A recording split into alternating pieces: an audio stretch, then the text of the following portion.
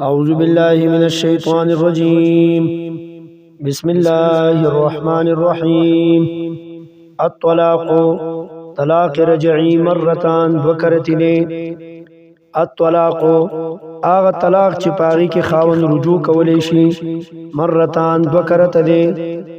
فامساکن پس ایسار ولد بی بیانو دی بمعروف پخی طریقی سرا او تصریح یا ازاد ولدی بإحسان پخی طریقی سرا. ولا يحل لكم او جائز ندی تاسو د پارا ان تاخذو چواخلی تاسو مما داغ مالنا آتیتموهن چور کړي دي تاسو دي زنانو ته شیئا شیء الا مگر په هغه وخت کې ان يخافا چیریدل دا دوانا الله یقیما چې پابندی بهونه کی حدود الله د حکمونو د الله. فإن خفتم نو کچرتا یریدی تاسو الله یقیما چې قائم بهونه ساتي دا دوانا چې پابندی بهونه کی دا دوانا حدود الله د پلو د الله د حکمونو د الله. فلا جناح پس نشتره س گناہ علیهما پدی دوانو باندې فیما پاغسکی افتدت چې فی دور کیدا زنانا به پاغی سرا. تلک حدود الله دا حکمونه د الله دی فلا تعتدوا پس ما وړي د دینه په مخالفت سرا. تلک حدود الله دا پوری د الله دی فلا تعتدوا پس ما وړي د دینه په مخالفت کولو سرا. ومن يتعدى چا چې تجاوز وکړو سوک چې واوړي دو حدود الله د پلو د الله نه فاولائک نو دق کسانهم خاص دوی الظالمون زیاته کوونکي دي ظالمان دي.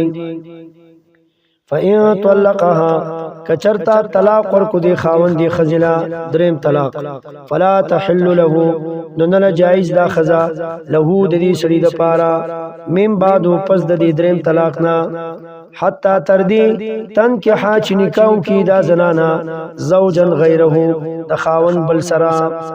فإن طلقها نو کچرتا طلاق ورکړو دی دویم خاون دی زنانه فلا جناح پس نشتره س گناہ علیهما پدی خزی او پدی اول خاون باندې ان یتراجعا چراو ګرځي دوانه یو بلتا ان ظننا کچرتا ګمانو د دوانو ان یقیما چې قائم به ساتي حدود الله پولی د الله.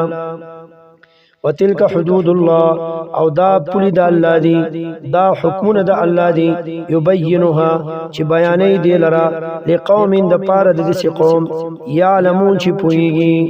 واذا طلقتم النساء او کلا چې طلاق ورکې تاسو زنانو لا فبلغنا پس نږدې شي دا زنانا اجلهن نیټې د عدت فامسكوهن نو ایساروي دا زنانا بمعروف پنیکی طریقې سره او سرحوهن یا آزادوي دا زنانا بمعروف بخي طریقې سره. ولا تمسكوهن او مو ایساروي دا زنانا ضرارا د پارا د تکلیف ورکولو لتعتدو دې د پاره چې زیاته او کوي تاسو تجاوز کوي تاسو. ومن يفعل ذلك چا چې وکړو دا کار فقد ظلم نو یقینا ظلم وکړو نفسه په خپل ځان. زکات دی انجام با د ترا واپس کیږي او الله به ول عذاب ورکړي. ولا تتخذوا او منی سی تاسو آیات الله آیاتنا د الله هوزوان پټو سرا هوزوان ټوکه کړی شوی. واذکروا نعمت الله او یادوي نعمت د الله علیکم چې کړي دې پتا سبحانه اسلام درته نصیب کړي او احکامات را لګړي.